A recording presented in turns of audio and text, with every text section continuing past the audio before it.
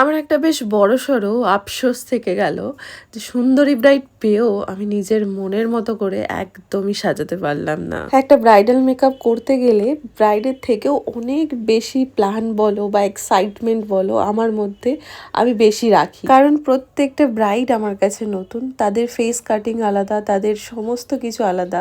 তাই আমার মধ্যে একটা অটোমেটিক এক্সাইটমেন্ট কাজ করে ফাইনাল লুকটা দেখার জন্য। আচ্ছা, আমার অগ্রহায়ণ মাসে প্রথম ব্রাইড, তোমাকে দিয়ে আমার শুভ কাজটা শুরু হচ্ছে। আর এই স্পেশাল দিনটায় কিভাবে নিজেকে দেখতে চাও, কেমন সাজাবো বলো? তোমার মতো করেই সাজাবে, তো আমিও দেখাবো, আমারও কিছু সিলেক্ট করা আছে। হ্যাঁ হ্যাঁ, অবশ্যই জানি তুমি সেটা করে দিতে পারবে।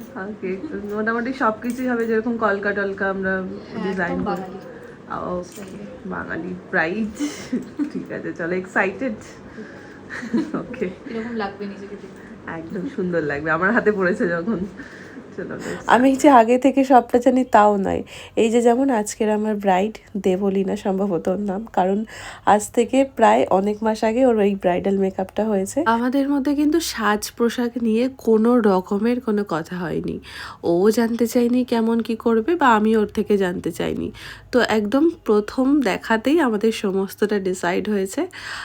ও কি মেকআপ করবে সেটা আমাকে বলে দিয়েছিল, বাট কিভাবে কি সাজবে বা কি শাড়ি পরছে বা কি কিনতে হবে না না হবে এই সমস্ত কোনো কিছু ডিসকাশন হয়নি। আমি এখনকার বেশিরভাগ ভিডিওতেই বলে দিই যে ব্রাইডদের কি কিনতে হবে না হবে বা কোনগুলো তাদেরকে বেশি মানাবে, কারণ অনেক সময় দেখা যায় অনেকে জানতে চায়, যারা আমার ব্রাইড নয় তারাও আমার থেকে জানতে চায় যে বিয়ের দিনে কি পরলে ভালো লাগবে বা কোন মুকুট কিনলে কোথা থেকে কি কিনলে ভালো লাগবে। তো আমি যতটা সম্ভব তাদেরকে গাইড করার চেষ্টা করি, আর এইভাবে করতে পারবো না বলে আমি ভিডিওতেই বেশিরভাগ সময় বলে দিই যে কোনগুলো কি সম্ভব হবে কিনা।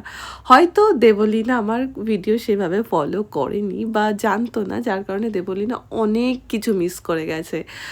মেকআপ টেকআপ সমস্ত কিছু যখন হচ্ছে তখন অবধিও জানি না ওর যে কী কিনবে বা কী পরবে, তো সবটাই আমার কাছে নতুন। আবারও বলছি, আমি এরপর থেকে রিকোয়েস্ট করব সবাইকে, যারা আমার কাছে সাজবে না বা সাজবে বলে ভেবেছো বা বুকিং করেছো, তাদেরকে একটু প্লিজ তোমরা আমার ভিডিওটা মন দিয়ে দেখো, কারণ মাত্র এই কয়েকটা জিনিসই পারে তোমার সাজটাকে আরও আরও আরও সুন্দর করে তুলতে। একটা সাজের পিছনে শুধু যে মেকআপ আর্টিস্ট আছে তা কিন্তু নয়, এখানে কিন্তু অনেক কিছু ডিপেন্ড করে। সব থেকে তো ইম্পর্টেন্ট হচ্ছে মাথার মুকুটটা।